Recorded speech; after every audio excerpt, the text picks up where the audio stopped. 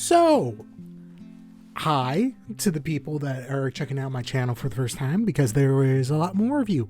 And, you know, thanks, Watsy, for fucking up so bad that I got more people. That being said, most of my channel is about, manga and the like, but I do talk about other things. But that's, if you want to know my full reason why I'm talking about this, check out the video that I'll be linking.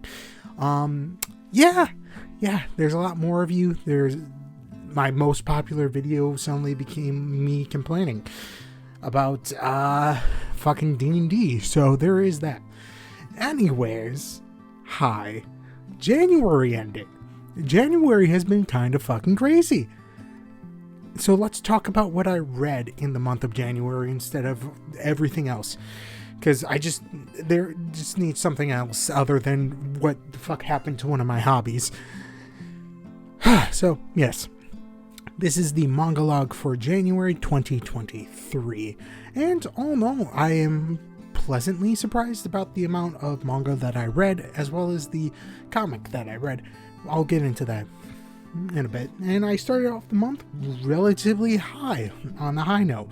Don't know why, it just felt a bit better. I don't know. So let's get into the numbers of what I read. Starting off with manga volumes I read, which would be 51. I also read one comic and finished 3 series. So, all in all, really respectable, a little bit higher than usual, but yeah.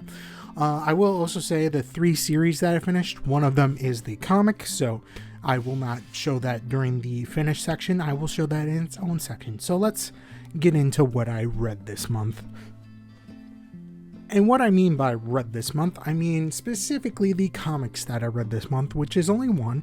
And if you have watched my channel for a bit, you know the series that this technically takes place in, and that is the Mighty Nine Origins for Yasha.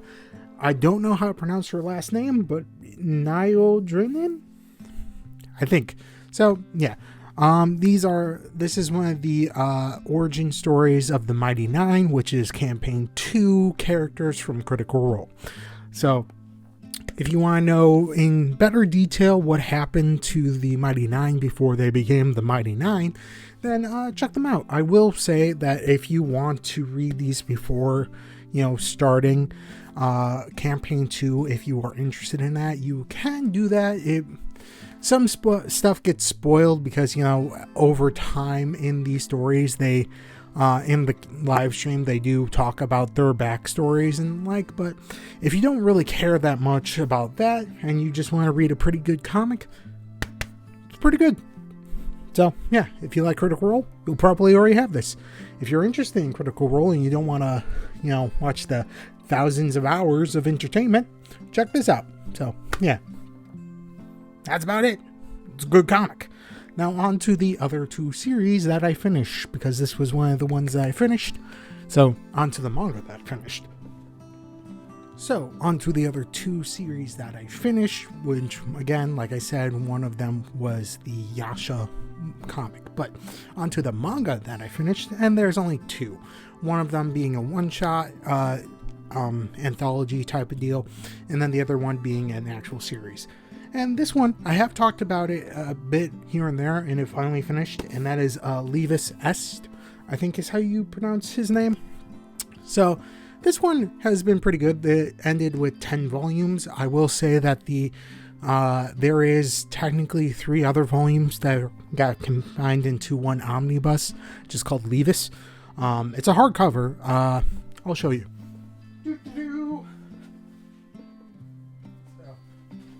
If you want to read the whole series, then you also should probably pick up Levis. It's a very nice hardcover. I kind of wish that they did the same with Levis S, but they didn't. So let me put this back real quick. Oh god, almost fell. But anyways, Levis S takes place exactly right after Levis, so obviously you should read that one first. But 10 volumes completed. Pretty interesting for the most part. Overview wise, it takes place in a world that had World War type of deal, but then they also had this thing called Star Water, and from that became mechanical martial arts, where people with prosthetic limbs and stuff fought in arenas and stuff, and essentially they started using those as proxy wars because, you know, everything fucked up, and it goes from there. And, you know, the sort of it was a lot more like politic wise. Like, I didn't really expect that when I first started it, but pleasantly surprised, and it doesn't take too long to read and finish. Again, I think it's one of these series that if I read them all in a row, I feel like I would have a better understanding of the story, but that's not how buying them one after another works out. So, all in all, pretty solid for the most part. Go check it out.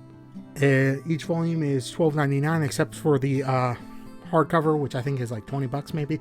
But yeah, all in all, pretty good. If you like mechanical arms fighting and steampunk, it's weird, but it's pretty cool. All right, on to the anthologies type of deal, and that is Farewell to My Altar, Neo Nakain short story collection. I probably mispronounced their name. So yeah, this is essentially a anthology type short story collection from this person, which I forget how to pronounce their name. And it is pretty good for the most part. Some stories are a little bit darker than others, and it's just all in all right.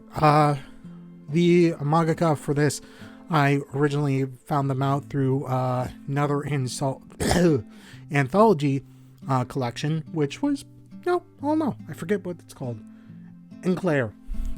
Those are just Girls Love Yuri collections. So, pretty good. Not every single one of the stories in here is Yuri, but it's pretty solid for the most part. If you just want to read some random stories and have a relatively alright conclusion by the end, pretty good. So, yeah. These are what I finished in the month of January. On to what I started, which is a lot less than usual. So, yeah. Alright, on to what I started this month. There was only 6 volumes that I started, so 6 series that I started, and, all of them are pretty different for the most part, and, some people may have heard about them, and other people have not. So, let's get on with it.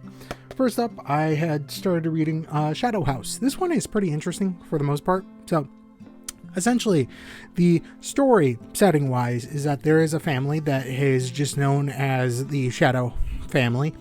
Yeah, wow, got that right. And they are just essentially look like that. They are just blacked out. They have no real features that you can tell. And they are odd beings for the most part. You can't really tell their emotions based off of looking at their faces because you can't see them. They are just pitch black. And they also, at the very least, when they're angry or annoyed because they just shoot out soot and the like, and they have to constantly have their house clean. But they also have other people, or dolls, because they're not really people, that act as their face and allows them to, show emotions. And essentially what the face is supposed to do is mimic the shadow so that they can portray the emotions that the person is trying to convey, which is pretty interesting. And essentially, it's a weird story, but it's a very interesting story to say the least.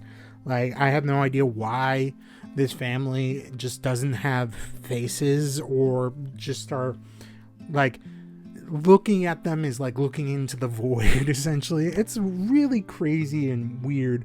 But it essentially has their different people that are the dolls and then the shadows. So Kate is the shadow, and the face is Emilio, I think.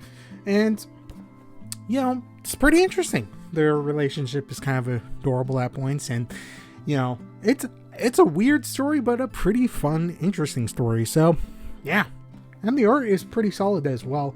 But yeah, it must take forever to just like black out the different shadows. But yeah, all in all, pretty good. $13 per volume. So from there, one that I randomly decided to pick up, and I'm fine with that, is The Splendid Work of a Monster Maid. So essentially, the story takes place in the underworld, and this little maid, who is a Nekomara, I think is. Yeah, I think it's a Nekomara. Her name is shit. Where is it? Do ba ba ba ba ba ba da da da da da ba ba ba da do. Sumer, or however you pronounce it. She once was a normal cat, raised and became a demon. Went to the underworld, and now she works for this sort of organization that is trying to regain the demon lord's power that got usurped by his brother. It's pretty interesting. So yeah, maids that are demons, that are like, one's like Frankenstein, the other one is a zombie. Yeah, all in all, it's pretty interesting, to say the least, the world and all the different mythological creatures that show up. So yeah, I don't know what else to say about it. $15. It's a little bit more expensive. Oh man, this hobby, this pastime of buying manga costs a lot of money after a while. Luckily, I have a job, but it is what it is. From there, this is a manhwa, if I remember correctly. Yeah, it was originally a manhwa, but it came in physical print, so I bought it. And that is Pulse. And it is a girl's love story. Yuri. Essentially, we have Mel, who is a renowned surgeon. And we have Lynn, who is a girl that has a heart disease and needs a heart transplant, and that. And love blooms because she's cold-hearted, detached, probably from past relationships that really messed her up. The usual story that goes along with this. And yeah, and she wants to warm Mel's heart. It's adorable. Also, this was wrapped in plastic and has the parental advisory on it because of sexy times. So yeah, it's good. I can't really show you much in it. The art is fine. Believe me. I don't know what the fuck to say. Anyways, yeah, all in all, pretty good. I already have volume 2. At some point, I'll get around to reading it. The pile was shrinking, and now it's growing back up again. Pulse. Alright, on to the next one that I picked up because I think I heard about it at some point or another, but then I kind of forgot about it. But then I saw the cover, and I was like, ooh, this seems interesting. And that is Shangri-La Frontier, From Trash Hunter to God Tier Game Master. So, essentially, the main character, this guy, who is just wearing a mask, by the way, plays a lot of shit games. His name is Rokyo Hizumi, I think is how you pronounce his name. Probably got that wrong. He's really into just playing trash games. Games that are just buggy as hell, don't really have much going for them, and is just sucky in general. But he plays them because it's fun to exploit and do crazy shit in them. Until he eventually picks up the newest, hottest game that's in VR is Shangri-La Frontier. And he realizes, oh shit, there's no bugs. There's, like, everything works. And it's just good. And he just, like, whoops ass, essentially. Because he's just so used to having to exploit the game to make it work that he doesn't have to do too much work to be good. And, he's just going through and essentially steamrolling the beginning part of any game. But, as of right now, he is trying to, like, be a god, like one of the 7 legendary creatures that no one has beaten in the game. And yeah, it's pretty good, pretty cool.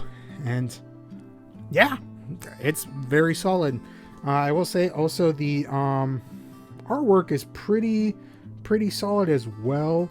And yeah, he just wears a bird mask like any true gamer. If they're not wearing armor, you know that you messed up. From there, one that I think a lot of people have heard about and that I have finally got into is Tokyo Revengers.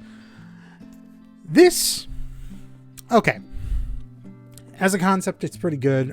Essentially, this guy, he one day finds out his girlfriend from middle school died in a gang-related accident. And then essentially somehow when he got pushed in front of a train, he instead got teleported back 12 years to when he was in middle school. And essentially the story is him trying to change the events of the future by making sure the people that he loved and also just don't die. And I'm like, oh, that's pretty cool. The part that pulls me out of it, and I've heard this complaint, and it's very understandable, but you know, the characters that look like adults. But when he goes into the fucking past, when he goes and sees his old colleagues, friends, gang members from middle school, they all look like they're in their fucking like high 20s and mid 30s. Like, it doesn't, you don't need them to be in middle school. Like, why are they in middle school? Why can't they be at least in high school or some shit? Like, quite literally, I remember reading and being like, it can't be that bad when I heard people talk about that. And I'm just like, they cannot be in middle school. They look like fucking 40-year-olds. Like, what is happening? And that kind of pulled me out. And also the main character, like,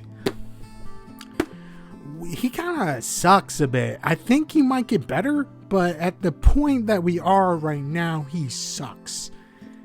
Because he's still panicking, but he could do better.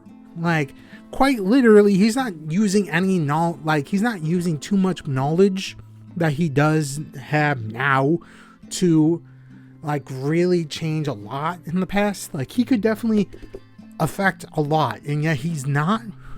Like, it's just a lot. Like, it's one of those situations where I'm just like, it doesn't make sense. Also, again, like I said, I'm just pulling out one of the pages. He's in middle school. This motherfucker with a tattoo on his fucking head is in middle school. It pulls me out. It pulls me out because the character designs for fucking middle schoolers do not look like they're in fucking middle school. Yeah. It's interesting. I will probably continue, but it's one of those things where reading it like pulls me out. I just don't understand why they have to be in middle school. Oh man. Anyways, one that didn't really bother me too much, and one that I've read different stories in different formats that are essentially the same thing over and over again. And that is the Seventh Time Loop. The villainess enjoys a carefree life married to her worst enemy. It's a long time title. There we go. But Seventh Time Loop is essentially the story of Rishi, or however you pronounce her name. Essentially, on the day that her fiance, the crown prince, is like, hey, I'm disowning you and you're no longer going to get married to me and you are getting into exile and all that fun jazz, she eventually goes out and does her own life until she dies at the age of 21. And then she gets put back to that exact moment. And then she goes out and lives her life and then dies again.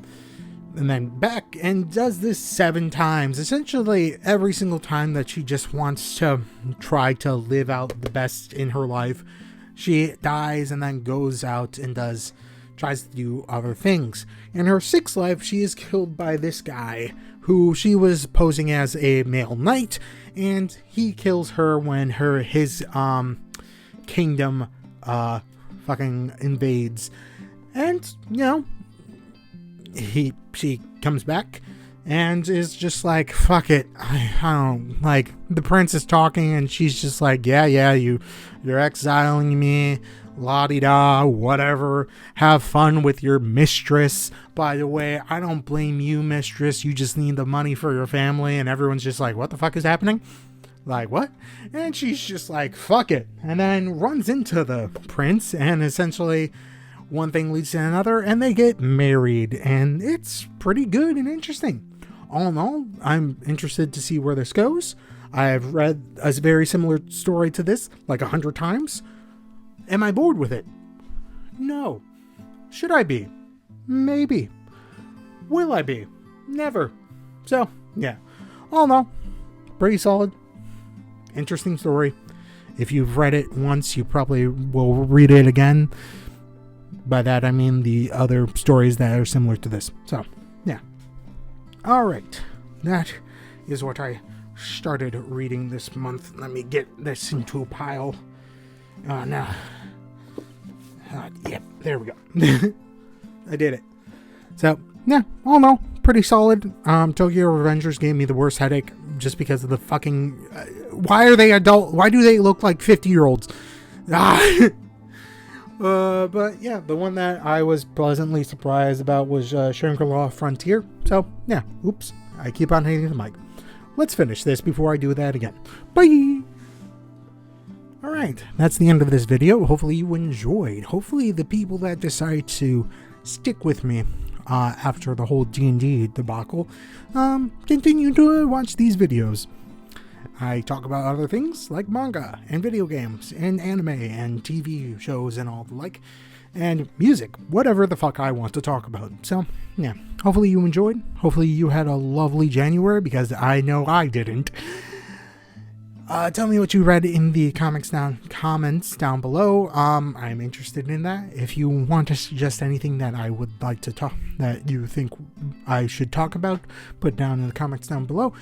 If you like this video, go ahead and like it. If you dislike this video, I don't really care. If you want to see more of this bearded face, go ahead and think about hitting the subscribe button. I post regularly, somewhat. Yeah. Hopefully February's better. That's all I can say. That's it. Be safe. Read some manga. Goodbye.